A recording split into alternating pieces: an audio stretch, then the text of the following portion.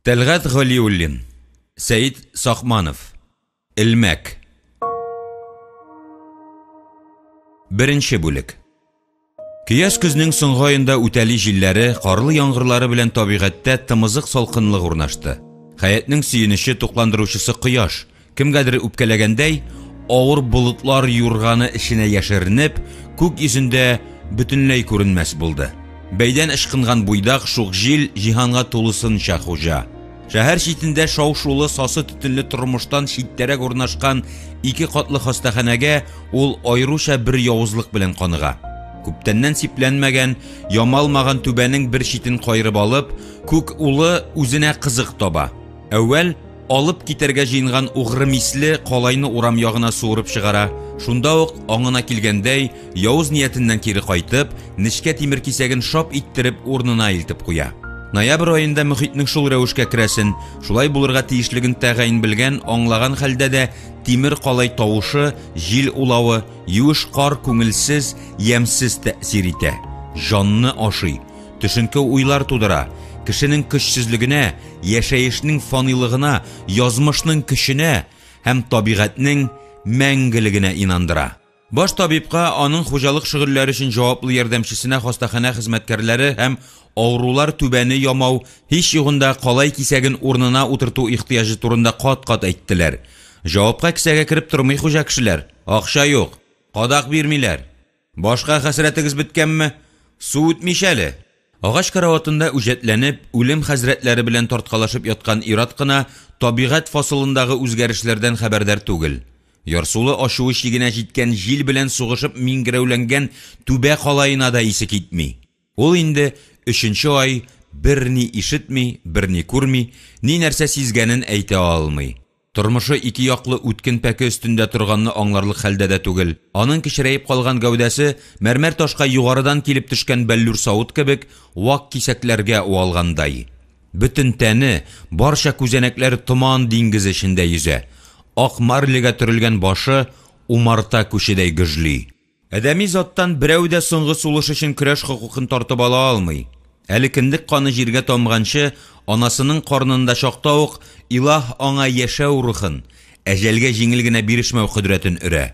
Газазил көчләр белән бил алышуга соңгы көчәнешен биреп, яшәү, терелү, аякка басу өчен тартышканын ширле үзе шәйләмәскә дә мөмкин. Бу умтылыш нияттә милли, җинси, матди хакими аерымлыклар, яшьлек, картлык, байлык, хәерчелек кебек төшенчәләр юкка чыга. 3 аршын җир ыржаеп үзенә чакырып торганда, хукуклар тигезләшә. Һәммәсен яшисе килү, соңгы тынны бирмәү, үлемгә разый булмау, тереклеккә тартылу берләштерә.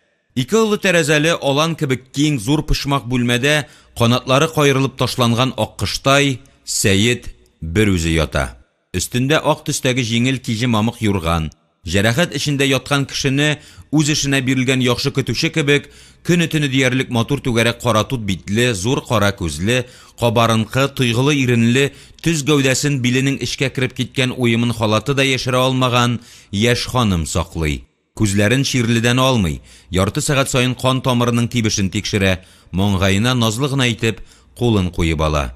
Хастаханәдә озак утырудан агарынган, шуның нәтиҗәсендә тагын да мөлаимланып, зыялыланып киткән йөзенең уфылдап, сыктанып, шын күңелдән сызланып алуы, энә кадау белән система куюны гел алыштырып торуы хатынның яралының сәламәтләнүен теләвенә, үз саулыгы белән бүлешергә әзер булуына дәлил кебек.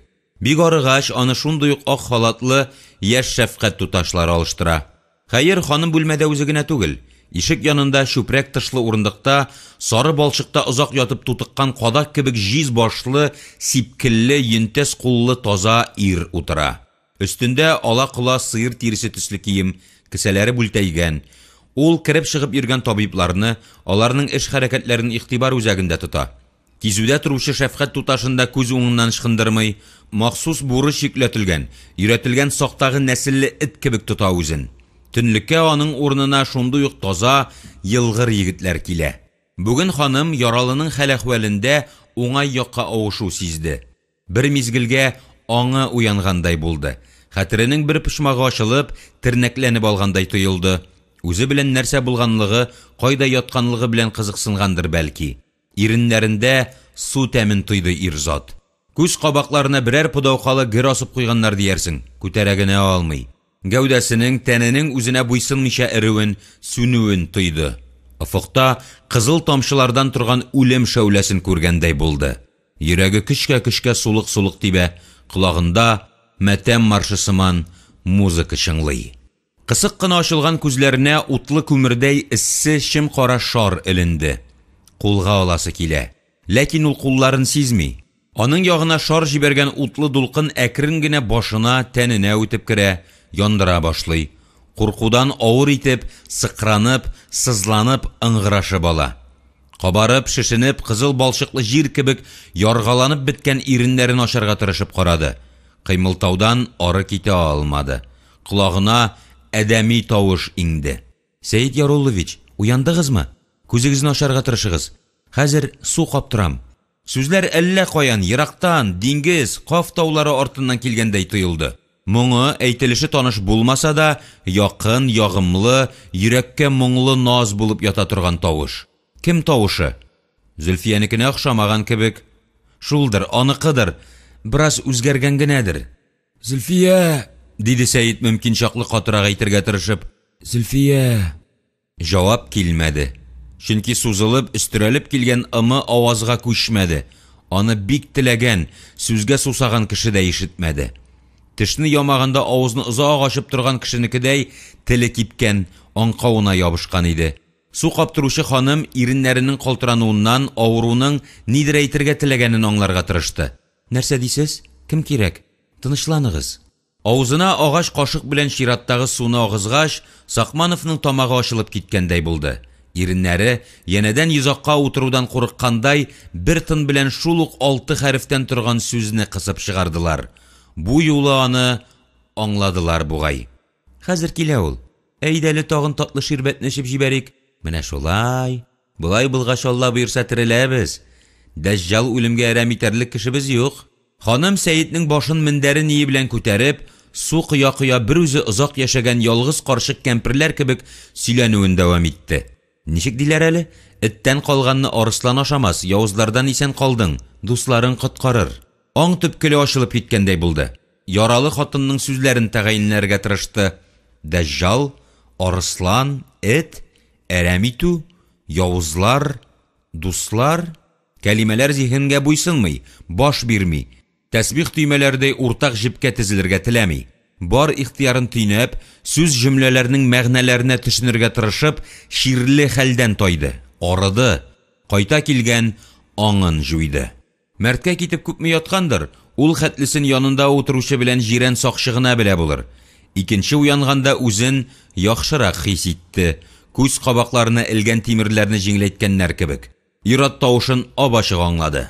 Ташны ярып чыккан үлән икән үзе, куш йөрәкле. Яшәвенә сукыр тиенлек ышанышым юк иде. Кирәк булсам, чакырырсыз. Табибның ширлегә иелгән булып, урындыкта утырган шибәргә бөтен гәүдәсе белән орынуын, аннан җил-җил атлап чыгып китүен Сәйит күрмәде. Аның йөзенә янә кара кояш төште. Зур түгел иде бусы. Ни хикмәттер, аңардан эсселек, алҗыту килмәде. Киресенчә, ул тарафлардан җылы, татлы, хуш исле, тормышчан сулыш бөркелде. Көтеп алынган җиләс саба җиле исеп куйды диярсең. Шәфкатьнең хатын-кыз затыннан иңгәнен аңыштымы, сизендеме Сәйит? Әйтүе кыен. Кем бу? Нинди алиһә аңа жан өрә? Зөлфиясеме? Тәме, исе, рухы аныкына охшаган. Ник дәшми үзе? Аңа ни булган? Ханымның йомшак җылы сулышыннан колагына төшкән сүзләрне акыл казанында берләштерергә, җыярга тырышты. Менә шулай. Тулырак ачык күзне. Дошмани караңгылык чигенсен. Без әле озын-озак итеп яшәргә тиешбез. Сәйит сискәнеп куйды. Ошкын булып аң шаткысы кабынды. Булай да уштагы каз бәпкәседәй көчкә леп-леп итеп утырган йөрәгенә энә белән кадагандай булды. Кем соң ул дошман? Кая чигенергә тиеш? Кашарга кирәк аңардан. Булай ярамый. Нәрсә булды соң минем белән? Берни хәтерләмим. Баш шатный, кытышкыш тавышка түзеп булмый, савыт-саба, кашык аяк белән тулы кибеттә фил йөргән тавышлар чыга. Авырту кызыл я карагына була ала икән. Һәр нерв күзәнәгенә кайнар кургаш тама. Ни өчен шундый газап? аза, сызлау, зәхмәт җибәрдесең миңа Тәңрем. Һәр күзәнәк авырту. Кеше мондый газапка түзә алмас. Мин әллә кеше түгелме? Минем җаным гына исән калгандыр инде. Анысы да Алла кулында. Төш белән өн арасында ятканда янына урынбасары Хәлил килде. Ресторан ишеген саклаган заманда кебек таушалып беткән иске мыскы киемнән. Тик шәчләре генә юк. Читкәрәк карап әйтеп куйды. Сәйет, үлгәннән соң тәүбә юк. Шуны онытма. Ник алай дисең әле, Хәлил? Мине рәнҗетергә килдеңме? Соң, мин үлдем бит. Сакманов сүзне гадәтенчә шаян юлга төшерергә булды. Тагын үлдеңме ней? Хәлил иренен шалшайтты. Ямсыз килеп чыкты. Шул арада өсләренә буш калай мишкәләре өеме ишелеп төште. Алар шул чаклы күп, иптәше шулар астында калды. Сәйет буш шалтыравык савытларны як-якка төртеп, кытылырга тырышып карый. Берничәсеннән кытылса, яңалары әшәке тавышлар чыгарып, өстән ингән җил давыл кебек өемнәре белән агылалар. Шул мәлне өстән аппак ефәк илмәк төште. Ят, карлыккан тупас тавыш колагына эленде. Башыңны тык шунда. Син аңа лаек. Кытыл сызлануларыңнан. Бу хаким тавышлы әмергә буйсынып, тәвәккәлләп башын илмәккә тапшырырга әзер иде инде яралы. Көтмәгәндә кытылу күктән иңде. Сөйләсәң кеше шанмаслык мөгъҗиза булды. Җилдән хезмәттән яргаланган иң гадәти бер кул илмәкне, мишкәләрне җиңел генә читкә алып атты. Шәфкать иясендә Сәйет әнисен таныды. Ана нинди хәлендә дә бер кайшанда күкрәк сөтен имезеп үстергән баласын ташламый икән. Куе томанга төренеп, миндәр өстендә утыра. Дөресрәге, һавада әленеп тора. Кашемир яулыктан. Әни, синме? Мин сине таныдым, әни. Кил яныма. Анасы Сәйет янына ышып төште, кулыннан сыйпады. Тәненең сызлануы бермә-бер кимеде. Әни, нәрсә булды минем белән? Балам, ник мине күмәргә кайтмадың? Мин рәнҗедем. Менә бит, килдем яныңа. Юк, үзем килдем сиңа. Дөрес яшәмисең, балам. Ялгышым нәрсәдә соң? Мәчет салырга акча бирдем, мәктәпләргә ярдәм итәм, дини, тарихи китаплар чыгарырга булышам. Химаячы мин. Кеше юлыннан йөрисең. Үз юлыңны тап. Хак юлда йөргәннең йөзе ак. Шул җөмләсен әйтте дә ак мендәренә утырган килеш ышып та китте. Кызыл шарга әйләнде. Берничә көннән соң Зөлфиясе белән күрешеп алды. Сәйет өстәл артында яраткан урындыгында ирләнеп утыра имеш. Өлеш тәлинкәләренә төрле яшелчәләр куелган. Күрше бүлмәдән үзенә ифрат килешле кызыл бәрхет халаттан мәхшукасы килеп чыкты.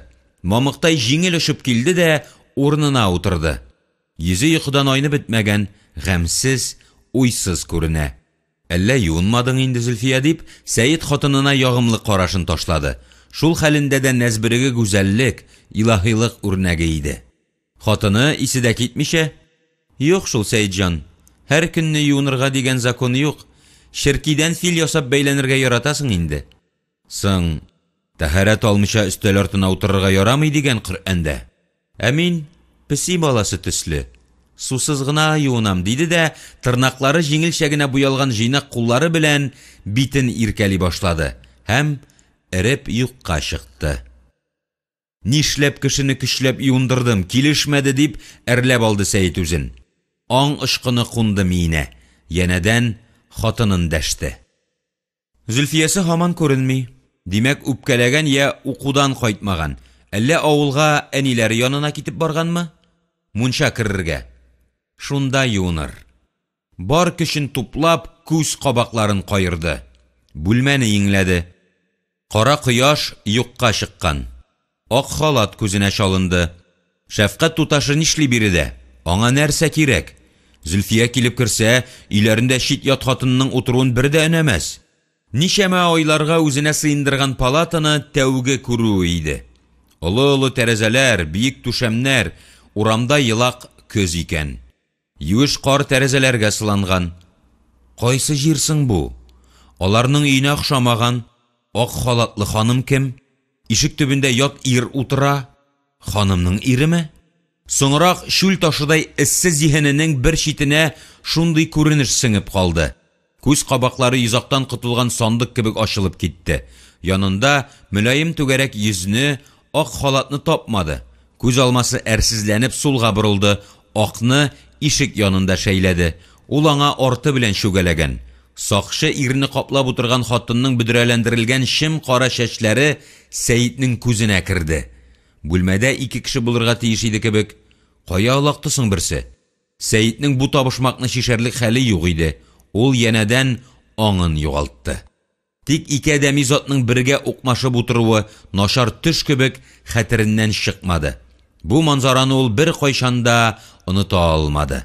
Шул мәлдә аңа зиһене хуҗасына ярдәмгә килсә, ул язмыш сынавының кайбер баскычларын әйләнеп үтәр, бәлки дуамал кытылгысызлык упкынына тәгәрәмәс тә иде. Әйе, булачак матуры, сөйгән яры Фәридә Сәйитне сакларга куелган.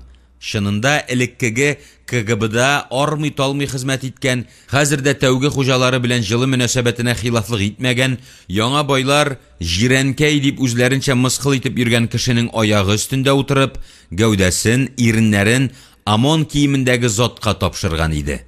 Әдәпле кыз сәдәпле ди халык. Халатының ак төймәләре шишелгән иде. Тәңре баласы күрәзәче түгел шул. Игелек ширкәте хуҗасы үзенең киләчәге, язмышы менә шул үзара чуалышкан, сөю сәгадәт дөньясына, ләззәт дәрьясына чумган иреннәрдән, үзара буталышып беткән аяклардан, куллардан торачагын белми иде. Иреннәрендә калган шәй тамчысы Әбелхаят суы кебек авызын ачарга ярдәм итте. Ул янәдән сөекле хатынын бердән-берен Зөлфиясен дәште. Аны ишеттеләр. Җавап килде. Хатыныгыз килеп җитмәде әле.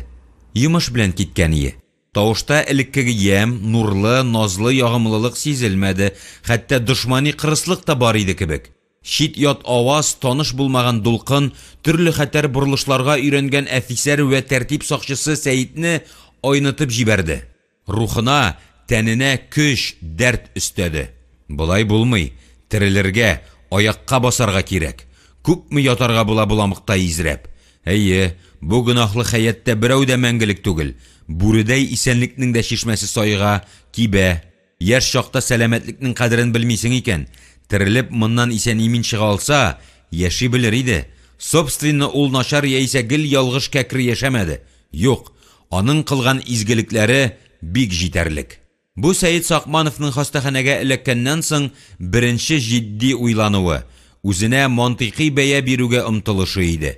Гәп корып утырырлык күәсе, дәрманы булмаса да, аңа зиһене, хәтере кайтты. Ул үзен бу хәлгә китергән вакыйга хәлләр йомгагын сүтәргә, үзе өчен нәтиҗәләр ясарга тиеш иде. Кайда, кайчан, нигә шулай килеп чыкты соң әле? Нигә ул ир уртасы гакылы тупсага утырырга тиешле кеше әбер-шәбер малай-шалай уеннарына катнашып, юлларда атышып йөри? Шүт-шүт теге дөньяга лакмады. Кызык булса да, көләсе килми. Нәфисне тыя алмаудан килеп чыкты бугай бу афәтләр. Мәетләр, үлемнәр. Иң изге ниятләр белән Казанга килгән инесе Рафаэль дә, артыннан мөрек-мөрек килеп зарланып йөрергә хәлиле дә юк инде. Алар инде җирдә яшәп киткән инсаннар. Кара йомгак артыннан тәгәри дә, тәгәри. Күз алдыннан бире артыннан бире олы һәм кичтеки вакыйгалар соңгы берничә ай эчендә башыннан узган фаҗигале хәлләр уза. Ярый әле адәм баласының хәтере бар. Үзе белән бергә туфракка китә торган, берәү дә ала алмый торган байлыгы уланың. Истәлек хатирәләрен иңләмичә, Сәйит үзенең хәзергене, киләчәкне кабул итә алмасын аңлады. Үткәнгә юл бер яклы урам. Ул синеке генә. Туганнан туганының язмышы бөерендә, юк, бәгърендә шуйыр таш кебек утыра. Умырзаядагы көтелмәгән күңелсез нәтиҗәдә кем гаепле? Андагы хәлләр зәңгәр экрандагы төсле күз алдына килеп басты. Сәйитнең хәтере тернәкләнеп китте. Икенче бүлек. Уеннан уймак чыгар гыйбарәсен ишеткәне дә, үзенең әйткәне дә бар иде Сәйитнең. Ә менә мәгънәсенә килгәндә, тәфсилләп торырга вакыты җитмәде. Шаян фигыле берәүе теленә килгәнне җилгә ураган, халык аны хәтеренә алган дигән. Уйлап табушы мәкаль турында күптәннән оныткан да булырга мөмкин. Әмма үз башыңа төшкәч кенә башмакчы буласың икән. Ахыры фаҗига белән беткән әлеге тамаша гадәти бер уеннан башланды. Иртәдән игелек хуҗасын мәгънәсез, тәмсез, тозсыз уйлар борчый. Кара карга тавышлары чыгарып урынына сикренгән телефонны алмаска булды. Шәнчелеп китсеннәр шунда, кирәкле кишер яфрагы түгелдер әле. Берәр әшәке хәбәр әйтергә җыена торганнардыр. Әмма кара карганы кышкырткан зат ифрат әрсез вә тәрбиясез булып чыкты. Тагын шалтыратты. Гомере озын булыр мөртәтнең, әле генә үзен искә төшергән идем дигән уй башыннан яшен тизлегендә узды. Салих Аяров тавышын таныгач: "Мин әле бу, Сәйит Яруллович, мин берни аңламыйм." "Нәрсәне? Аңламасаң кат-кат укырга, белмәсәң уялмыйча сорарга" дип язып калдырган пәйгамбәребез. "Минем өскә шул чаклы проблема идең. Үзең чыбык аша гына булса да хәлне дә белешмисең. Ну яшьләр, ну яңа байлар китте. Бер мән калмады дөньясында. Алай ук зарланма инде. Гел күрешеп яшәү заманасы түгел", диде Сакманов, сукыр тиенгә тормаган начар кәефен тышка чыгармаска тырышып. Хәер, Салихның андый ваклыкларга төшеп тора торган гадәте юк. Үз килесе ярма түйсен. Шулай да ихтияҗ булганда сарык тиресенә төренә белә торган бүре. "Хәлләрең ничек соң, Сәйит Ахири? Кайгың зур, конечно. Ну безгә бирешергә ярамый. Сезнең хәер дугада яшибез әлегә. Безнең дуга белән Пановкадан иң яхшысы Бутыркадан ерак китә алмассың. Карале, Сәйит Яруллович, әзиң полковник булды, бүлек мөдире итеп расланды, халык массалары ягыннан ингән шатлык хисләрен сизмим" дип юри үпкәләгән булып кыланып такылдады теге. "Хисләр йөрәктә, бүләкләр юлда. Команда көтәбез." "Мин шаяртам. Абзый Вахапов Нургали офисында микән? Телефоны җавап бирми.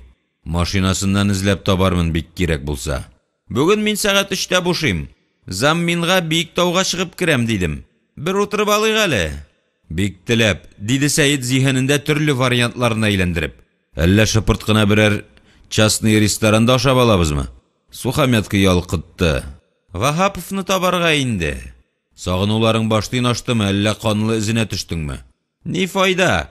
Аңа барыбер тел теш тидертмиләр. Синең якын дустың Җәүдәт Габдуллович ничә тапкыр аны кулга алырга рөхсәт сорап рапорт язды. Нәтиҗә" дигән булды Сәйит, рухи халәте нигәдер бераз җиңеләя барганны сизеп. "Нәтиҗә ачык. Отставкадагы полковник Абзаң пенсия оформлять итеп йөри." "Неужели?" дигән булды игелек хуҗасы, бу сөенечле хәл-әхвәлләрдән күптәннән хәбәрдар булса да. "Не телефон, не разговор" дип Гаяров коры чыбыкны шырт иттереп сындырды. "Өчебезнең күрешүен матур итеп бизәү турында уйлан. Фантазияң үзеңә кирәккәндә яхшы эшли. Артык шаһитлар булмасын. Өстәледә инде йөзгә кызыллык китермәсен." Шунда ук мутланып алырга булды әле генә шыжлап торган майлы табадан төшкән полковник иптәш. "Һәммә нәрсәң К хәрефенә башлансын. Әһә, кызлар дип уйлап алдың инде, бузык кеше, мәңгелек буйдак буларак. Минем башта гап-гади нәрсәләр. Кызыл икра, кызыл балык, кыздырылган тана ите, коньяк кебек шупшар. Лады?" Кем икәнлеге җәһәт исенә төшеп, Салих эреләнеп алырга булды. "Короче, абзый белән үзегез хәл итегез калганын. Бу пычрак эшкә мине катыштырмагыз. Ярты сәгатьтән хәбәр көтәм."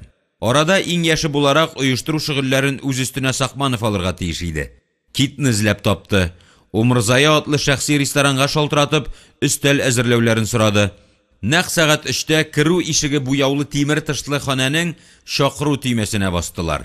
Ишекне 25-30 яшьләр тирәсендәге озын буйлы, чырайына караганда безнең халык вәкиле ачты. Өстендә бер сәдәбе генә каптырышлы шем кара кәштүм, күлмәгенең якасын озынча муенына күбәләк белән беркетеп куйган.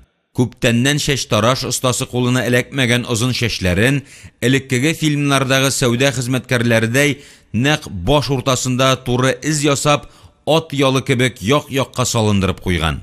Тынгысыз, усал төртмәле кара күзләре кунакларны кармалап үтеп алды. Сәйиттә озаграк тукталды. Сакманов текәлеп карагач, шәнишкеләрен читкә алды. Каядыр күргәне бар иде шикелле бу ыспай кияз егетне Сәйитнең. Берәр танышына гына охшаганмы, Әллә аш-су сәүдәсендә бизнес ясаучы типовой әрсезләр бер-берсен шулай хәтерләтәме? Кунакларны таныганын сиздермәскә тырышып, билен бөгеп, купшы хәрәкәт белән залга чакырды ишек ачучы. Рәхим итегез, бүген бездә кеше күп түгел, теләсә кайсы өстәлне сайлап алыгыз. Күңелле ял телим диде дә, тагын ялагай, арзанлы жестлар ясап, чыгу ишеге янындагы тар коридордан кирип югалды. Тавышы да таныш тоелды Сәйиткә, колагында миендә шыңлап тора. Таныш көй төсле эзәрлекли. Шуннан да халык күп түгел залда. Түр башында берничә өстәлне кушып урнашкан, араларында кызык өчен булса да бер ир заты да булмаган хатын-кызлар төркеме бәйрәм итеп ята. Күптәннән кәефләнәләр бугай. Шәрәпнең җиңел хылкы йөзләренә, күзләренә чыккан, телләренә менгән. Шигән базарда ат сайлаган кебек кергән кешеләрне үзләренчә бәйләделәр дә мәҗлесләрен дәвам иттерделәр. Мәрмәр белән тышланган 4 кырлы калын багана артына урнашкан өстәлне якын иттеләр кадерле кунаклар. Сәйид диварга арты белән утырды. Хатын-кызлар урнашкан төбәктә, пешерү бүлмәләреннән керү-чыгу юллары да уч төбендәге шикелле. Махсус шулай урнашты. Күңеле ни өчендер тынычсыз иде. Бәгырен билгесезлек тырный. Аның урын сайлавын Гаяров үз каланчасыннан чыгып бәйләде. Хатын-кыздан туймадың да инде, Сәйид Яруллович. Очлы күзле каршыгадай шираттагы корбаныңны эзләп кенә торасың. Да, малай, булар арасыннан майлы калҗаны сайлап алып булыр иде. Берәр тегү фабрикасыннандыр әле. Бераз төшергәч белешербез. Акланып маташуны бөртек кебек ваклануга санап, Сәйид җавап кайтарып тормады. Тарттырсын сөяксез тегермәнен. Нәрсә эчәбез? Кырынымы, юышнымы дип мәҗлестәшләренең фикерен сорашкандай булды Сәйид. Бу күптәннән хәл ителгән мәсьәлә буенча җитәкчеләрнең парламент фикерен сорауы кебегрәк буш бер шөгыль иде. Гаяровның 40-лыдан түбән төшмәсен, Ваһаповның тузан каккандай йөрәк тирәсенә суккалап, мотор шалит бүген. Сезгә уважение йөзеннән аз гына эчәм дип зарлана, иң ким дигәндә бер ярты я әрмән, я молдаван коньягын кәгеп куясына, һәр кулында бишәр бармак барлыгына инангандай тәгаен белә иде Сәйид. Урыслар әйтмешли, вопрос на засыпку. Гомергә бер ял итәргә җыенганбыз икән, тамакны яхшылап шылатыйк инде. Микроблар тынчыгырлык булсын дигән тәкъдим кертте Салих җитди кыяфәт белән. Көн үзәк мәсьәлә тирәсендә кабынып китә алмаган бәхәс шуның белән тәмамланды. Яннарына каршы алган ир заты килер, тагын бер искә төшереп ныклап карармын үзен дип фараз кылган иде Сәйид. Әмма өстәл янына зәңгәр суал япкычлы, урта яшьләрдәге ханым ышып килде. Нәрсә ашыйбыз, нәрсә эчәбез дип саф татарча эндәшеп, менюны өр-яңа аксыл сыры кәчтүмнән купшы әтәч койрыгы кебек шуар галстуктан утырган Гаяров каршына куйды. Мондый хөрмәт-ихтирамны кабул итмичә, Салих гөнаһсыз китапчыкны югары тыйнаклык үрнәге күрсәтеп, Сәйид алдына озатты. Язылмаган канун бар. Исәп-хисапны заказ урнаштырган кеше ясый. Салихның утлы күмерне үзеннән ераккарак озатканын Ваһапов сизеп алды. Кытыңыштымы, полковник әфәнде?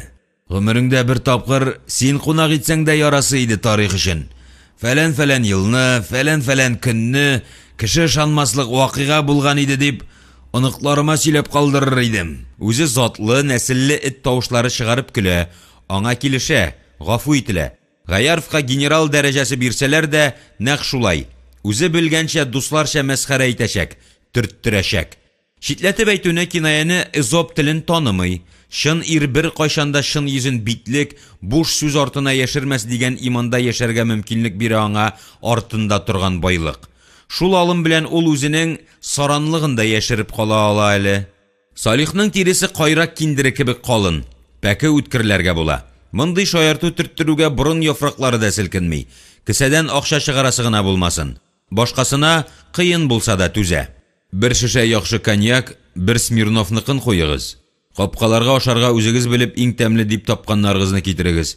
Кызыл балык, улдыгы, яшелчәсе барысы да өйлеп торсын. Кыскасы, соңыннан ашказанын борчырлык булмасын.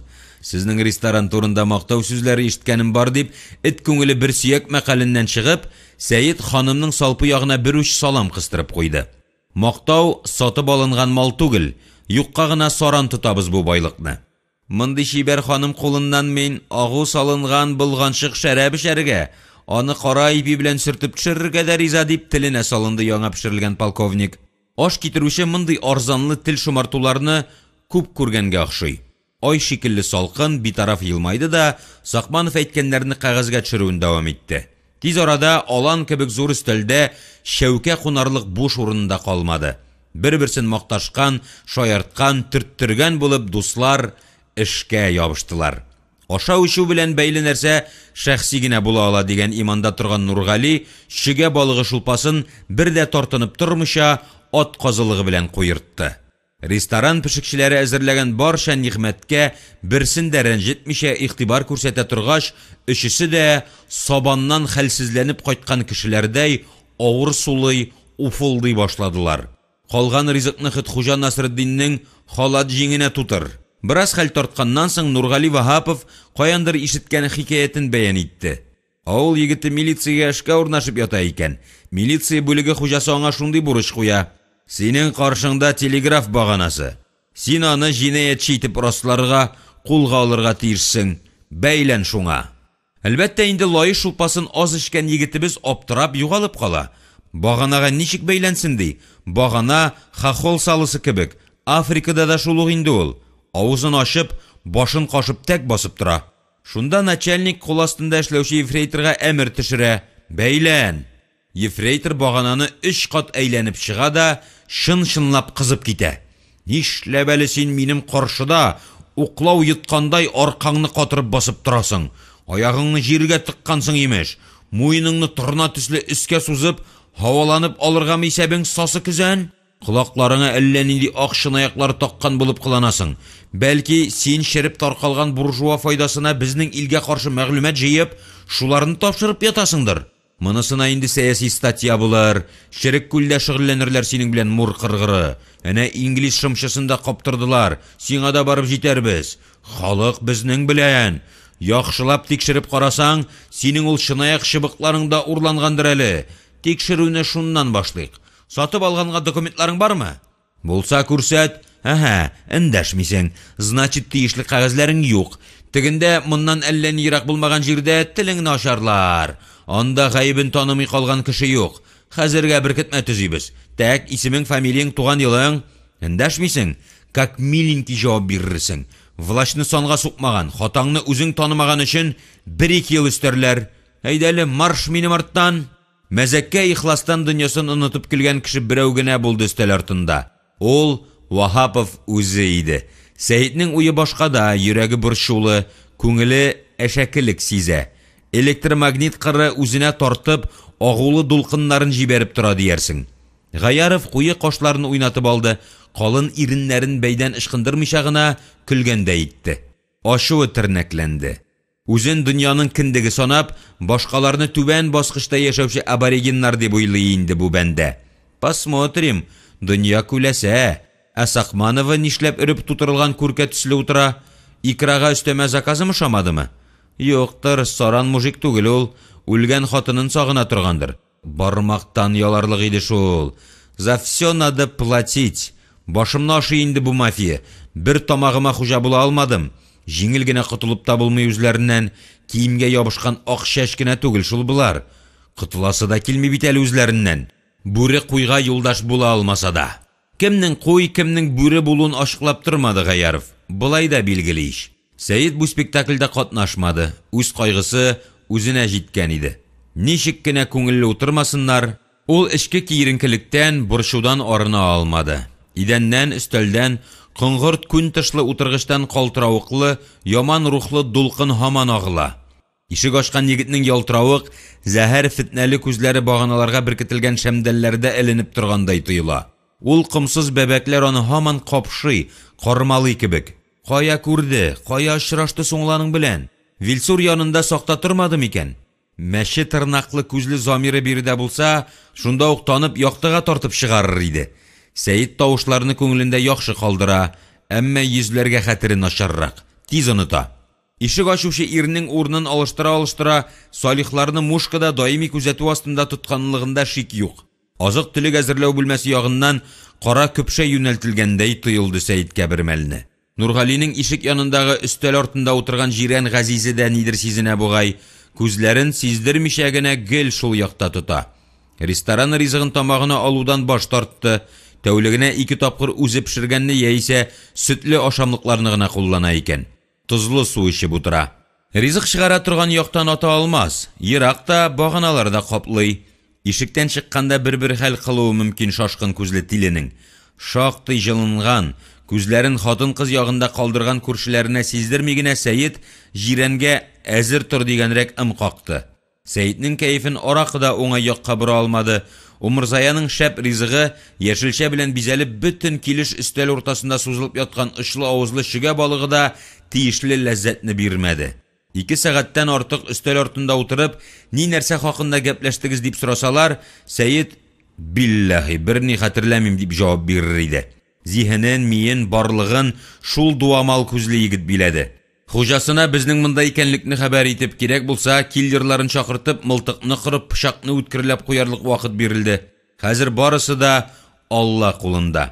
Күңеленә шик-шөбһә төшүгә, миңа бирдә шамый, һава исерек хатын-кыз исе белән бузылган дип, башка җиргә алып китәсе булганда, татарга акыл төштән соң иңә шул. Башы эшләп җитмәде. Хәзер соң булуы мөмкин. Бәлки аның шикләнүе курыкканга куш койрыгы белән 5 кенәдер әле. Утырын эшкәреп китте әле. Абзыкай, абруйлар белән күрешкәли башлагач, сиңа һәр җирдә дошман, атыш, үтереш, суеш, тапташ, тураш, гел подвох күренә. Алай ярамый.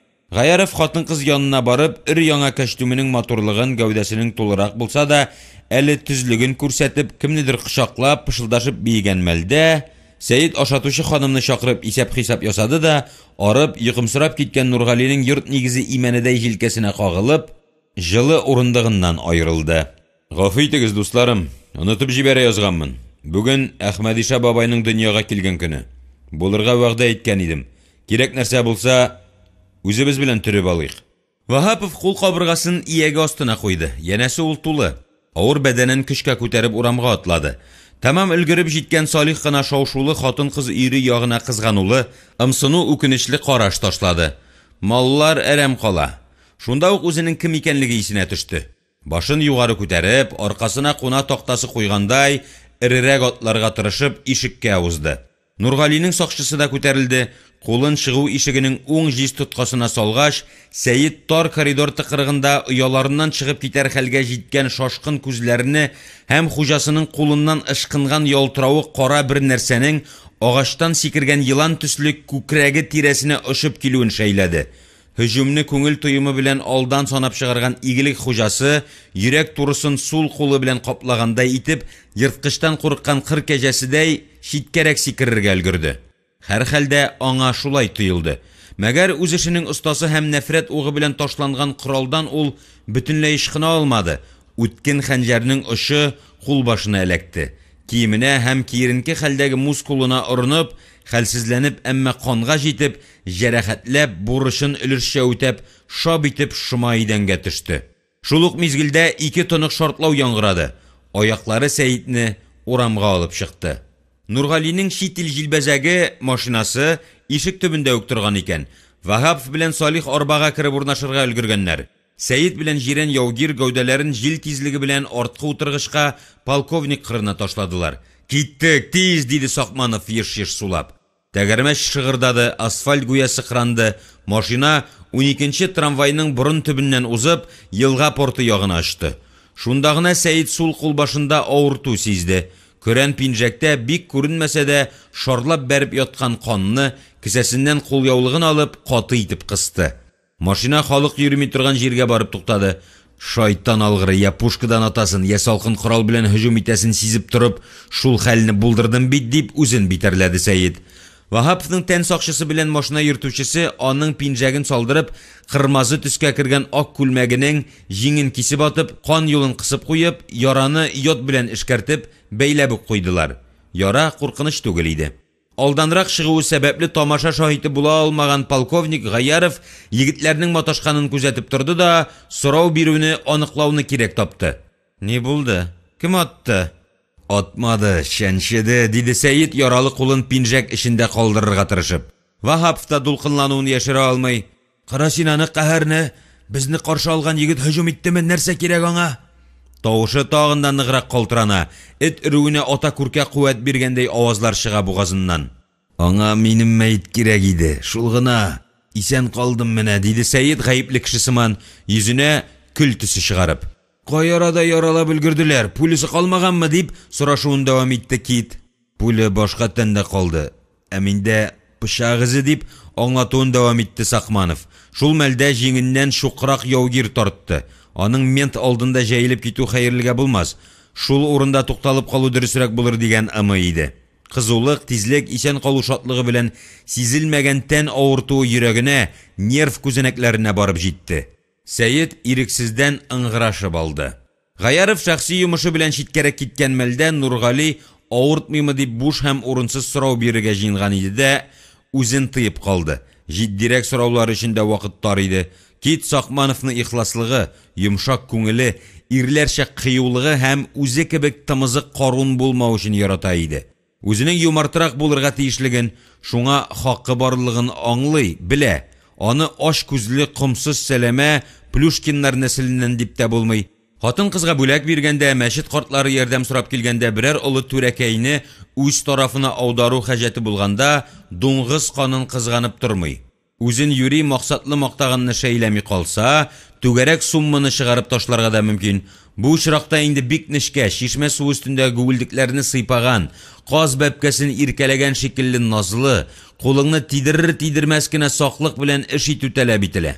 Шул очракта гына ул төлке кымагайлыгына алданган карга төсле сырны авызыннан ычкындырып җибәрергә мөмкин.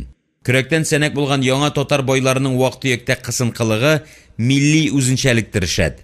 Хәер, ресторанга чакыргач ук Вахапов: "Бүген үзем түлим әле, Сакмановта еш кунак булам. Юмартлыгымның шаһиты дә җайлы яңа әвәләнгән полковник безнең кем икәнлекне күреп белеп торсын" дип күңеленә киртләп куйган иде.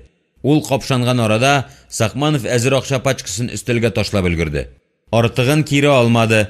Киноларда күрсәтелә торган һавалы бәйләрдәй кулын гына селтәде. Кыскасы, ул Сәйиттә үзендә булмаган, аңа җитешмәгән бер ише сыйфатларны үзенең дәвамын күреп артык мутлыгы өчен әрләсә дә, аның яралануы өчен шын күңелдән кайгырды. Ат дагасыз, батыр ярасыз булмас дип шаяртырга булды Кит. Шунда ук җитди тәкъдимен кертте. Пычак атучыны тотып алырга, милицияга тапшырырга кирәк. Соң инде, аның урыны мазарлыкта. Минем егет хәл кылдымы? Тегенең туң тәненә ике бакырны сылады бугай. Әүвәл тәрәзә төбенә тотынуын, аннан идәнгә шуышып төшүен генә күреп калдым. Юкса чыгып китмәгән булыр иде. Үземнең наганымда кисәдә, аны исән калдырырга ярамый. Молодец, җирәнкәем. Бушанып җиңеләеп килгән полковник та сүзгә катнашып китүне мәслихәт тапты. Нинди пациент булды соң анда? Мин берни күрми белми калдым. Сезнең белән бәйләнсәң, берәр историягә эләкми калмыйсың. Берни булмады, иптәш полковник, борчылма. Менә Сакманов аракы эчмичә ураза тотып кыланды да, күбрәк салып ташлаган, ишекне ачканда чайкалып киткән. Официант кыз пычак тотып чыгып бара икән. Шуңа арынган. Пинжәге жалкы, кем әйтмешли. Каны күп аккан, шалбары, машина утыргычы кан гына, дип Салих бәйләнергә, төпченергә тотынды. Онытылып китеп тавышына бас салкынлыгы өстәде. Егетләр, таралыштык, мин ашыгам. Матур апагыз янына кирип чыгасым бар, дип кыбырсынды Вахапов. Издән милициянең килеп җитүеннән шикләнеп ашыктыруы иде аның. Сәйид үз Волгасына күчеп утырды. Полковник Сәйид белән кайтырга булды. Умырзаяда көтелмәгән, уйламаган җирдән килеп чыккан уймак хакында Гаяровка сөйләмәскә булган иде Сәйид. Уеннан кире кайтты. Авыруын яшергән тизрәк үләр диләр. Кешене үз өендә кояш батканчы ук атып үтерү вакыйгасының тавышсыз, тынсыз, гаугасыз, өнсез генә калмасын, әгәренки егет ресторан хуҗасы булып чыкса, Сәйиднең фаразы раска килде. Ясалма купшы күмүләрне, кайнар нытыкларны, матбугатта күтәреләчәк тавышларны шактый төгәл күз алдына китерде ул. Үз иленең әхлакый сәяси дәрәҗәсен җилкәсендә һәр даим татып яшәгән затка күрәзәче, яисә фәрештә булуның ихтыяҗы юк иде. Әлеге вакыйганы һәр яклап тирәнтен тикшергәннән соң, тәвә кышы кебек башны канат астына яшереп кенә котылып булмасын да аңлады ул. Кот ошу, курку, шүлләү кебек хисләр юк иде күңелендә. Ул инде үз язмышына күнеккән, аяк басып торган җирнең һәр даим убылып төшү ихтималына әзер иде. Әле менә исән калды. Ресторанда кәйф сафа корып алган 3 дусның изенә төшү өчен Шерлок Холмс, комиссар Мегре, я Катани кебек бөек шымчыларын кирәк түгел. Ничә күз аларны хәтерләп калды. Фотога алу мөмкинлеге дә бар. Jinsi кытлыкларын шәрәп уяткан хатыннар таза, мәхәббәт ирләрне гел күзәтеп утырдылар. Алардан сорау алып рәсемнәрен ясатсалар, битләрендә кара оек юк иде. Фоторобот буенча Нургали абзыйны эзләп табу кыен булмастыр. Кыскасы, хөкем оешмаларына аларны на чистую воду чыгару өчен берничә көн җитә. Милиция бүлекләрендә урамнарда нурлы йөзләрен элеп куя башласалар, бик үк кызык булмас, авызны ярасы килмәс. Салихка булган хәлне сөйләп бирергә һәм мәсьәләне үз өстенә алуны сорарга булыр. Шактый юл үткәннән соң машинаны бер тыкрыкка кертергә кушты да Замирны азык-төлек кибетенә җибәрде. Яшерәсе әйбер юк. Ничек әле ул сезнең телдә? Безгә ресторанда бандитлар һөҗүм ясалды. Зур күзләрен теннис шардай түгәрәкләп, Салих тыңларга җыенды. Безгә ишек ачкан, муйнына кара күбәләк таккан янар күзле егетне хәтерлисең булыр. Мине ират күзе борчымый. Син мине зәңгәрләр белән бутама. Сәйид полковникның шытыклануын игътибарга алмыйча дәвам иттерде. Менә шул адәм чыгып барганда миңа пычак ыргытты. Йөрәккә тимәде. Мин капланып читкә китеп өлгердем. Кан шуннан бәреп чыкты. Салих сүз алды, тавышы үпкәчел, үкенечле, хәтта әрнүле. Ничә тапкыр сезнең белән бәйләнмәскә, халык арасына чыкмаска дип ант су эчкәнем бар. Һаман хаталанам. Сезгә акыл керер дип ышанам. Иске гадәтләрегезне ташлый алмыйсыз. Ни пычагыма синең вәсвәсәгә бирелеп, бер авызыма хуҗа була алмыйча көпә-көндез ресторанга киттем инде. Намуслы башымны тәкисез генә ашарсыз инде. Ну нәрсә инде ашадым, әзрәк эчтем. Теләсә кайсы гражданин абзагызны кунак итәргә әзер торган заманда, полковник үзен үзе битәрләп парын чыгарды. Күңелен бастырды. Ресторанда Сәйид калдырган 3 лимон аны борчымый иде. Үз кесәсеннән чыкмады ич. Сүз сөйләү барышы мизгелендә туа да, сандугач баласыдай оясыннан ышып чыгып та китә. Аны кире кайтарып булмый. Сәйид полковникка үпкәләргә тиеш иде кебек. Шунда күңеленә сугыштан соңгы елларда туган авылында колхоз рәисе булып эшләгән Сөләйман Диннурович турындагы мәзәгисенә төшеп елмаеп куйды. Ул чорда авыл халкы тулысы белән колхоз хуҗасына бәйле иде. Бу хәлне тәгаенләгән Сөләйман ага күмәк хуҗалык әгъзаларыннан үзен чират буенча ашка алдырта. Бүген Гыйлметдингә, иртәгә Хәнифкә, берсе көнгә Гавазга барасы. Тик рәис кунакта озак утыра алмый. Берничә шәркә аракыны ашказанына озатып, тегене-моны капкалый да, янында кукрайып утырган хатынын сагына башлый. Халисә тиз генә җыен, өйгә кайтабыз. Әле утын китерү, пешән аланын бүлешү, сөте азайган сыерны колхозныкына алыштыру турындагы мәсьәләләрен хәл итеп өлгермәгән өй хуҗасы белән Халисә ханым Сөләйманны үгетләргә ябышалар. Файдасыз. Biraz утырыйк инде, хәзер тукмаш чыга, мичтә бәлеш пешеп ята кебек сүзләр рәиснең кызышкан миенә барып җитмиләр. Киттек булгач киттек дип пырдымсызлана, тәртәгә тибә, тавышлана ук башлый. Өенә кайтып күмерен сүндергәч, Диннур улына сәламәт акылы әйләнеп кайта. Вәт дурак, хатын кашкан булыр идеме? Нәрсәсе бар инде? Кешеләр тегендә бәлеш төбе уртлап утыра. Хит яңадан бар. Юк, больше булай эшләмим. Кунакка чакырылган исем күтәргәч, хуҗага азмаз булса да материаль зарар китерергә дә кирәк бит. Булай ярамый. Мин председатель кеше, һәр яктан үрнәк күрсәтергә тиеш. Ләкин бүре Хәнифендә дә, Кызыл Танауга тавыллада да шул ук хәл кабатлана. Бер ни эшли алмый үзе белән Сөләйман Диннурович. Гаяровның тукран тәүбәсен кат-кат ишеткән Сәйид полковникның шәпшенүен җитди кабул итмәде. Хаталанганнан соң үзен битәрләгән хатын кыз булмый инде. Үткән эшкә салават. Хәзер киңәш табыш итик, диде Сәйид, Юрий ваемсыз тавыш белән. Сахманов официант пычагына урынып яра алды дип гауга чыгарып, этләр кытыртып йөрү килешмәс анысы. Ул язмыштан узып булмасын аңлаган иде инде. Тыйынны барыбер аңа шишәргә туры киләчәк. Күзе алдагы утыргыч кисәсен капшап алды. Карашы үзен сатып, тырпайыбрак торган әйбердә тукталды. Берәр рәтле нәрсәң бармы? Кәгазь калынлыгы гына кыялы. Баш эшләми, эш пыша. Буза чыгар бирисез бердә юктан. Игелек хуҗасы әрмән коньягының колагын кайра-кайра җитди белдерү ясады. Ул егетне атып үтердек. Һәр хәлдә ул мәйит булырга тиеш. Шаяртма, Сәйид Яруллович. Минем исәп буенча буаз булырга тиеш дигәндәй, башыңны юләргә салма. Бу очракта шомартып, алдашып кутылып булмас. Без бер йодрык булырга тиешбез, бәләдән исән-имин кутылу өчен. Сакманов килештереп, шартын китереп сабыйларча көрсенеп куйды.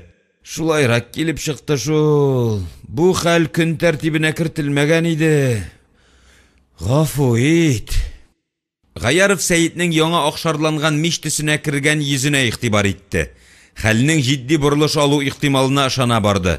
Кем атты? Ничә пуля китте? Йыгылганын үз күзең белән күрдеңме? Егетнең кулында башка корал юк идеме кебек сораулар биреп, үзе үк җавапларын әзерләп, төпченеп, каны саркып яткан Сәйитне интектереп бетерде. Сакманов аның фикер сүрешен аңлады. Кәйфләрен эчемлек капкалап күтәрергә тырышсалар да, 1-2 сәгать элек булган борчусыз, күтәренке рухның изе дә калмаган иде инде. Салих дус, син бу эшне үз кулыңа ал инде. Бәлки берни белмәгәндәй форма белән ресторанга кирип чыгарга кирәктер. Милиция ашыгыш ярдәм килеп җиткәндер инде анда.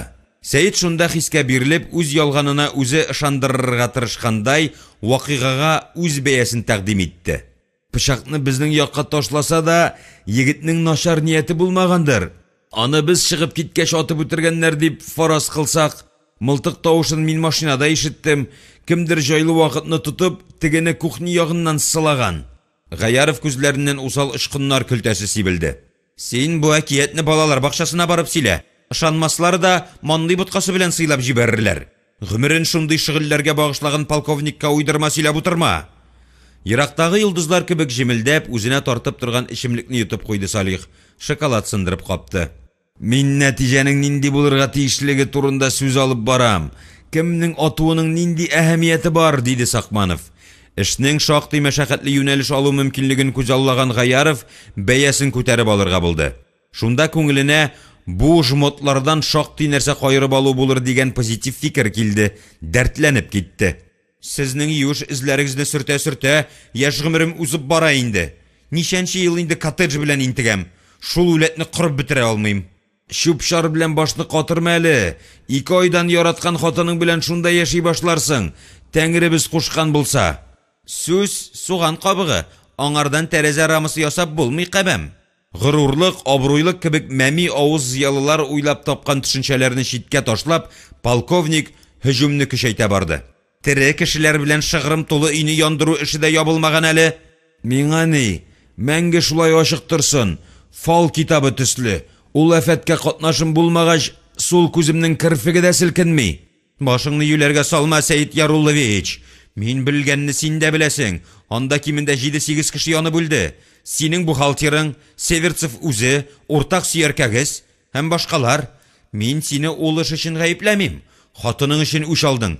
Андый шибәр ханым өчен стойлы. Салих Сәйитне фаш итүеннән, шунда ук чигенә белүеннән канәгать калып, яңакларын кабартып алды. Сул күзенә кызыллык төште. Артында аны шуның өчен үгез күз дип йөртәләр иде. Умырзаядагы криминал эшендә мине гаепләргә җыенасыңмы? Полковник төп мәсьәләдән җиңел генә читкә чыгуны бер дә өнәмәде. Коттедж турында сүзеңне үлчәп әйттеңме? Эш күп әле анда. Штукатуркасы да бетмәгән. Кайчан алдаганым бар. Иртәгә үк шөгыльләнә башлармын бу эш белән. Тәк, теге хатыннар танып калган булса безне, син формада түгел идең, ян белән утырдың. Кайгылары синдә түгел иде. Салих яна конфитләнеп, артистланып алырга булды. Сың абзан хатын кыз затының күзе төшмәслекме инде? Табадан шыжылдап төшкән ничәмә кайнар кабартма әрәм калды, дип сөйләнеп китте. Шүпрәле камырга төшкән коньяк тел ачкычы бирде полковникка. Үз хәлен үзе генә белгән Сәйит шактый арыды. Яраны эшкәртәсе, рәтләп бәйлисе, берсен-берсе кысрыклап килгән уйларны тәртипкә китерәсе бар иде. Ярый, Салихҗан, сине иңә кертеп калдырыйк да бүгенгә аерылышып торыйк. Иртәгә туачак якты күзнең ни алып киләсен белгән юк. Сакмановны өй янында сакчылары көтеп тора иде. Замир хуҗасының ярасын ифрат билдекле кыяфәт белән нәрсәләрдер сөрткән булып карады. Юка тукыманы ликопластыр белән тарттырып куйды. Туйга чаклы түзәлер дип өстәмәкче иде дә, кире уйлады. Алтын тешләрен ялтыратып алу белән шикләнде. Сәйит ял итү тынычлык турында хыялланды. Миен ниндидер билгесезлек тойгысы кымтырыклады. Тиз генә таралышмагыз әле, элемтәдә булыгыз, диде Замирга. Аста көткән тән сакчыларында күздә тотып. Бәлә бер үзе йөрми икән шул. Хатының ширләсә, әбиең килеп төшә дип, юкка гына тел шарламыйлар икән. 3нче бүлек. Ярасының сызлавын оныту өчен генә Сәйит шәй кайнатып эчкән булды. Біраз тынычланып, газета-журналлар алып, күн диванга чүмәшкән генә иде, ишеккә шакыдылар. Яшереп куелган сәдәпнең тавыш бирмәве шакырылмаган биләмченең хәбәрдарсызлыгына ишарә иде. Һәр хәлдә еш килеп китеп йөри торган адәм түгелдер. Сәйит чырайын сытып, күпренке келәмгә басты, йомшак кына атлап, күзчәдән тышкы дөньяга бакты. Ишек төбендәге таш мәйданчыкта 35-40 яшьләрендәге ир-ат яны белән басып тора иде. Йөзе күренми. Олы чемоданы белән зур сыры чантасын аяклары янына урнаштырган. Тоемы көчле икән. Үзен күзәткәнне шәйләп, балаларын саклаган ата каздай урында таптанып алды да, карлыккан тавыш белән сөрән салды. Миңа Сәйит Сакмаров Сәйит Яруллович кирәк иде. Шул арада көтелмәгән кунак йөзен битен Сәйит ягына борды. Күзәтүен дәвам иткән хуҗа имәнеп китте. Гәүдәсен бизгәк тоткандай тартышып, калтыранып алды. Таш баскычта нәкъ аңа охшаган кеше, аның көзгедәге күчермәсе сыны басып тора иде. Ирексездән күзләрен шилт-шилт итеп ачып йомып алды. Яна ишек төбендәге затка күз салды. Буе озынрак, яшькәдә олырак булса, аны Сәйитнең игезәге дип булыр иде. Аптырап китте. Кралы мазары күренми, усал нияте сизелми. Хәзер ул сиңа маузерын кулына, хәнҗәрен авызына кабып ишек төбенә килеп басар. Таптың 17нче ел диваналарын. Вилсур Садыйковның киллере дисәң, яраннарына тантаналы рәвештә Сакмановның баш сөяге өчен әҗере түләнгән, үзен үлекләр аймагында санасын дип хәбәр салган ди. Шул гызырын үтәве микән? Тәкъдиремне эзләп килгәнме? Әллә Умрзаяда һөҗүм ясаган егет исән калып, ул киллерын җибәргәнме? Миңа шул чаклы охшаган әрвахны кайлардан чыгып чыгарганнардыр. Гаҗәп. Мәгәр дошмани кешеләр Сәйитне олтанлы итек кебек арзанлы һәм тупас алым белән алырга хыяллансалар, бик нык ялгышалар. Шунда ук аңына да килде. Туктале абзый, вакытны сузма, хәрәкәттә бәрәкәт. Әгәренки ул күтәреп менгән йөкләрдә динамит, бомба, мина ише шартлаткыч булып, ул аларны шунда ташлап чыгып сызса, син көтек булып көтеп утырасың да, тәкатең корып, үз үлемең үзе эзләп, сунарчы пәкесе белән шаярган мәхлук кәҗәдәй чемоданга килеп урынасың һәм ишегең, түшәмең ниең белән фәрештәләр янына ачасың. Бу уйлардан аңа эсселе суыклы булып китте. Ул җәһәт кенә машинасына шалтыратты. Замир, синме? Әйе, Сәйит Яруллович, егетләр синең беләнме? Бирдә утыралар. Хуҗаның йоклап киткәнен көтик инде диләр. Йөртүчесенең әбисендә коймак ашап утыргандай җәелеп сөйләшергә исәбе бар иде. Сәйит аны бүлдерде. Машинаңны бу якка бара башла. Тиз килеп җитегез. Минем ишек төбендә ниндидер тип пәйда булды. Кулында чемоданы, тагын нәрсәседер бар. Шартлаткыч булуы ихтимал. Шыпырт кына янына менеп, сугып егып кулын бәйләсеннәр. Тик үтерә күрмәсеннәр. Әүвәл кем икәнен ачыклыйк. Сирияныңны кабыз. Сәйит яңадан күзчәдән коридорны сукалый башлады. Йөрәге жу итеп китте. Фикре раска килә бугай. Әйберләрен ишеккә үктерәп куйган. Үзе күренми. Игелекнең генераль директоры олы дәрәҗәсе абруе турында онытып, шиткә сикереп пышмакка пусып шартлау көтте. Ярый әле бу хурлыклы хәләтен кеше мазар күрмәде. Соң Зөлфиясе исән булып бүлмәдә утырса, әтәчләнеп күптәннән ишекне кайырып ачкан булыр иде. Адәм баласына куркаклык, ялгызлык, билгесезлек белән бергә иңә икән. Кунак читкәрәк китеп тәмәке генә пыскыткан бугай. Бу юлы тәкате корып ишеккә катырак какты. Сезгә кем кирәк, диде Сәйит, вакытны сузу, үзен тынычландыру нияте белән. Ни өчендер тавышын үзгәрткән булды.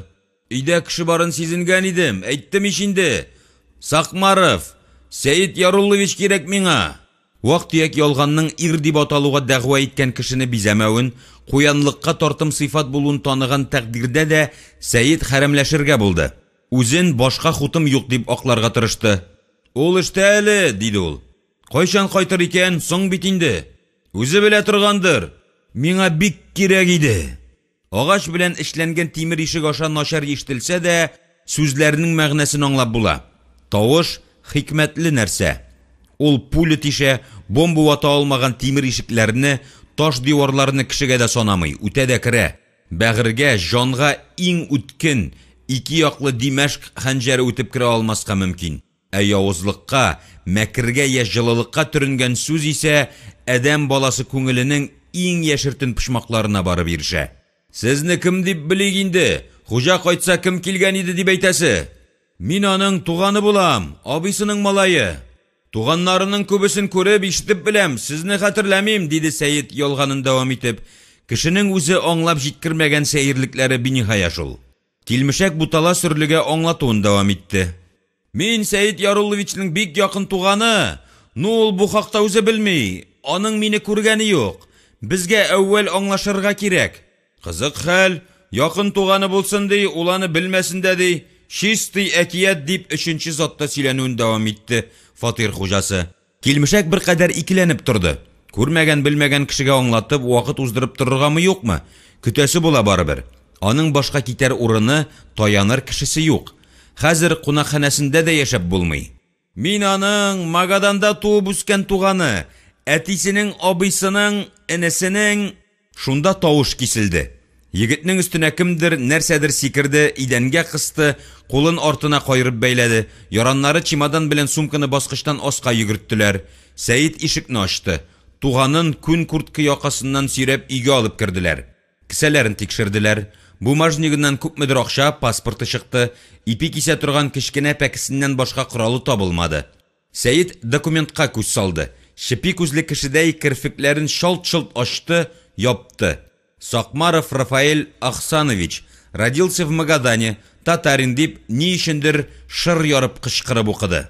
Берни аңламыйча калын келәмдә аунап яткан егеткә күз салды. Үзенә үтә дә охшаганлыгына игътибар итте янәдән. Авызыннан чүпрәкне алыгыз, кулларын шишегез. Ир зат аягына торып басты. Шитлеккә утыртылган кыргый жануар кебек үзен шылгап алган әзмәүрдә егетләргә күз салды. Кулларын уды. Янтавын, кулбашын, аркасын капшады. Йодрыклары таза икән егетләрнең. Паспортын өйрәнеп торган Сәйиткә күзләрен текәде. Үзара охшашлыктан ул да югалып калды бугай. Сез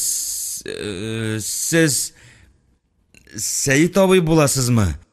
Кайчан кайтып кирдегез соң әле? Минем белән кем сөйләште ишек аша? Тынлыкны бузучы булмады.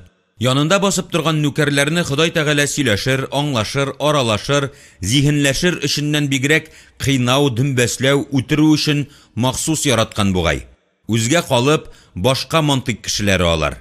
Шул арада Замир белән Гөмбә кушаматлы Гази кунакның әйберләрен күтәреп кирделәр. Тикшердек дигән хәбәр төшерде Замир. Куркыныч әйбер юк. Шунда ук башы күзе белән ымлап Сәйитне икенче бүлмәгә алып чыкты. Калын имән ишекне ипләп япканнан соң, кесәсеннән пычрак алама чүпрәккә төргән киң ушка сыярлык әйбер чыгарып Сәйиткә тоттырды.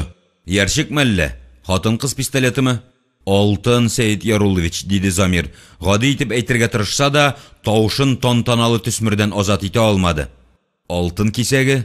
Слиток диләрме әле? Магаданнан килүе хактыр бу кешенең. Сәйит Замирның сөйләнүен тыңлап та бетермичә төргәкне шишеп җибәрде. Кимендә берничә дистаграмлы саф алтын җәйрәп ята иде. Чынлыгына ышану өчен зәркән булуның кирәге юк. Мондый зур кыйлманы аның Мәскәү алтын фондында күргәне, табигать мөгъҗизасына сокланып, тәэсирләнеп кайтканы бар иде. Алтын кисәге ялт-йолт килеп тирә-юнне ямьләндереп, нурландырып тора. Бүлмә эче алсуланып, яктырып киткәндәй булды. Тегеләр күрдеме? Диде Сәйит улы якка күрсәтеп. Гөмбә генә. Дөресе ул тапты. Без бит чемоданны, сумканы читкә, шактый еракка алып китеп ачтык. Сез бомба дигәч.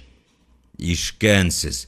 Әгәренки анда чын-чынлап динамит, граната мазар булса, һавага очкан булсагыз, соң монда басып тора алмаган булыр идек дип шаярту өчен үзендә көч тапты Замир, алтын тешләрен ялтыратып.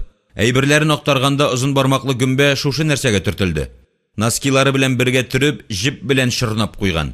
Сөйтеп карасак, içində менә шул зәхмәт ята. Шит ят кешегә күрсәтергә ярамый торган оят шөгыль белән тотылган баладай, гафу үтенүле тавыш белән дәвам итте. Алтын эзләвебез түгел иде, Сәйит Яруллович.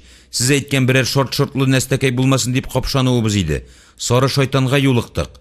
Гөмбәнең кулыннан тартып алып кесәгә тыктым. Үзегездә калдырасы булган, сезнең гомергә җитәр иде, диде Сәйит, йөртүчесен юри ирештереп. Что сез? Сарман егете имән күмере салынган самавырдай кайнап чыкты. Кулларын пычрактан арындыргандай бер-берсенә ышкып селтәп алды. Минем ике кыз үстерәсем бар, Сәйит Яруллович. Үзем дә шул хакта әйтәм. Кызларыңа әзер биренә булыр, кияүләр дә тизрәк табылыр иде. Замир һаман да хуҗасының кызык табып шаяртуын аңламыйча, дөресрәге кабул итмичә, юк инде, газиз балаларыма явызлык теләрлек дивана түгел әле мин. Алтынга табынып бәхеткә юлыккан кеше турында укыганым да, ишеткәнем дә юк әлегә. Хәзинә таптым, шүпкә аттым, алтын таптым, бакырга саттым дигәнне ишеткәнем бар, дип сөйләнде. Аннары уйланып торгандай итте дә нәтиҗәсен ясап куйды. Шакалдан калганны арыслан ашамас ди торган минем әткәй. Сәйит Замирның аяк фикер йөртүенә шаклар катып торды. Тормышчан фикерли. Үзенә тиешлесен кайрып ала, артыгына кызыкмый. Аның өчен баранка әйләндерү бик аз шул инде. Фирмадан бөтенләй киткәнче башка җитдирәк эшкә күчерергә булыр. Бу хакта үзе дә сүз каткан иде бер мәлне. Йөртүчесенең сүзләренә ул соңрак кат-кат әйләнеп кайтачак әле. Шыннан да кесәгә очраклы килеп кергән җиңел юл белән табылган алтын кешегә бәхет өсти аламы икән? Бәхет нәрсә ул кебек әлегә чаклы бер акыл ияседә тәгаен җавабын таба алмаган өнсез сорауга килеп чыгуга да ерак калмас. Джек Лондонның алтын эзләүчеләр рәхәт, тыныч, хәрәкәтсез яшәеш ярларын таба алганмы? Байып, күрше абзый әйтмешли, дуфкумга тилереп, типтереп алучылары булган. Соңрак аларга барыбер бу шатлыклы мизгелләр өчен имананы, бурычны түлисе булган. Үзен якыннарын үтергәннәр, һич югында кемнеңдер каргышы балаларына төшкән. Хикмәт алтында гына түгел, Зөһрә йолдызы астында туган, балда майда йөзгән бәхетләрне дә тормыш кызганып тормый, гел сыный, тикшерә. Юкка гына язмышны угияна димиләр. Дөньяда әле бер күрәзәче чигән дә, алдан күрүче дә аңлата алмый торган хәлләр еш була. Әле кичә генә барысы да алда гөл җырлап баргандай күренә. Ә бүген бура ишелә дә төшә. Сипләнмәгән, балта тимәгән әрдәнә диярсең. Алтын кыйлмасы аңа инде беренче күргәндәге төсле ләззәт бирми иде. Ул аны шул ук чүпрәккә төреп, комод тартмасына куйды. Егетләре янына чыкты. Балталарын суга төшергән осталардай элеккечә сүзсез басып утырып торалар. Шакырусыз килгән кунак һаман угалана, тиздән күгәреп чыгачак урыннарын капшый. Яхшы эләктергәннәр Сәйтнең игезәгенә.